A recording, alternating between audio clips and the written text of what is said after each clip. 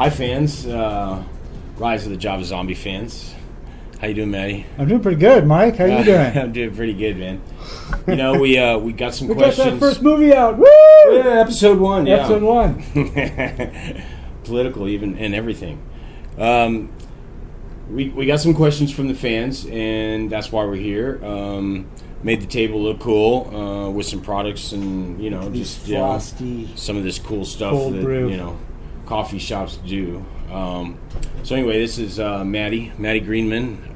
He's the filmmaker, animator, director, actor.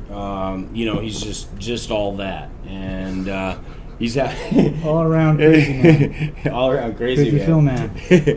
He's having a good time, and both that was what it was about for me, was to have a good time and make sure nobody gets hurt in the process. And everybody gets fed. And everybody gets fed. Maddie brought some some footage together, and we came up with this idea to put product with video and show you a little bit of what we got, and then a little bit of what we got.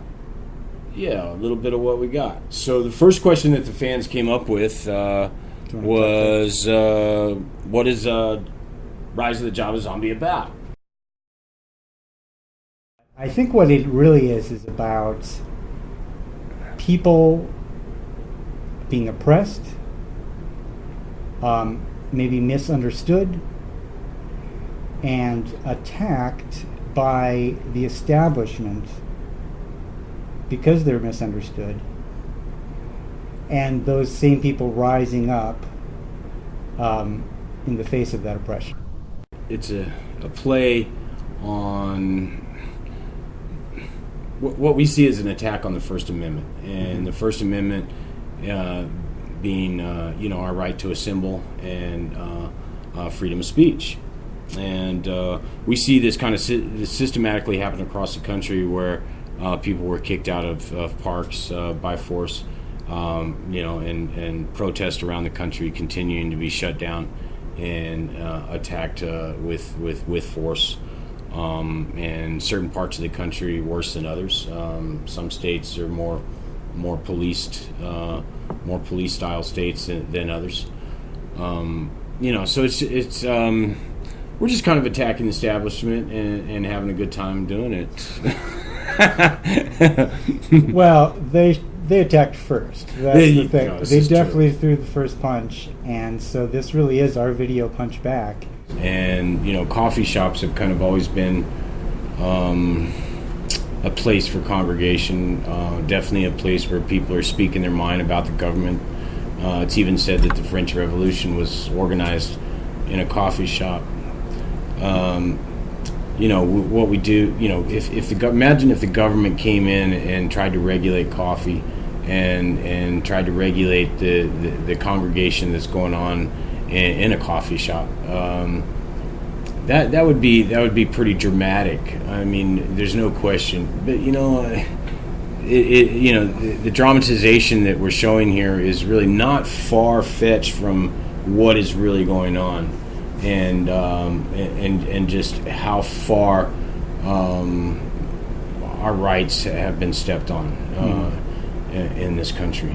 The inspiration also came from the Occupy and the Occupy movement, and my personal involvement in the Occupy movement, and seeing how the police handled that, and how they attacked that situation. And then just my overall history in activism, locally and nationally. So there's always inspiration. There's always an agenda, and I would definitely that would be mine. Right. Well, I think it's actually kind of an interesting story about what happened with kind of the process of what created this.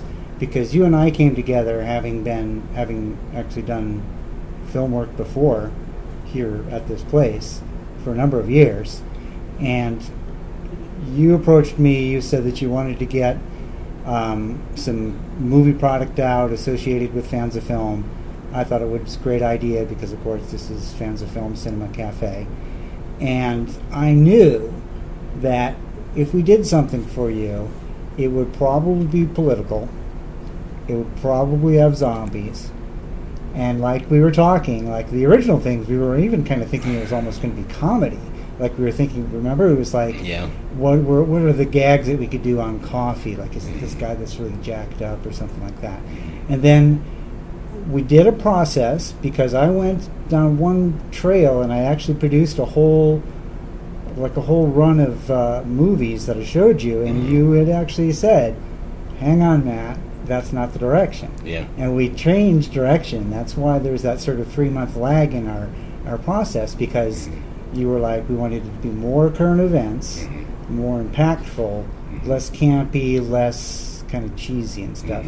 And I think, actually, I mean, at first I had to kind of sit there, grumble and think about it because I wanted a campy sci-fi movie.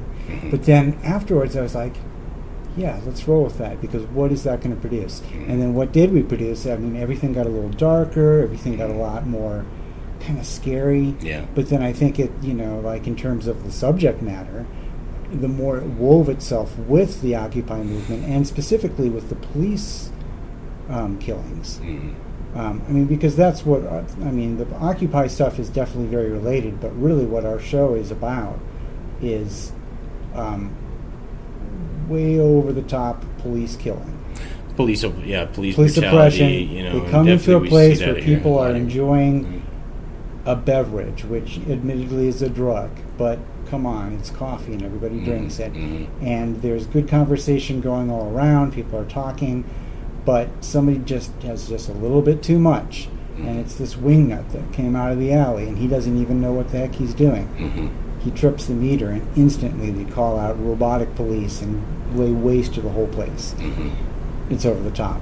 But is it really that over the top? I don't think it is. I think that there's some pretty amazing things going on. If you see some of the footage shot from people's lapel, or from the police's lapel cams of, and people's cell phones of what's actually going on out there, it's frightening. It's a lot more. It is impactful. It is something that needs to be dealt with a little bit more seriously. I agree, and just the whole idea continues to grow. The virus is almost like a virus, plague, as the web show continues to be seen by more people, and Rise of the Java Zombie cold brew coffee is starting to reach more places in bottles and in kegs. We're in other retail stores and other local cafes. So we've got something viral happening, right? Mm-hmm. Yeah, we do.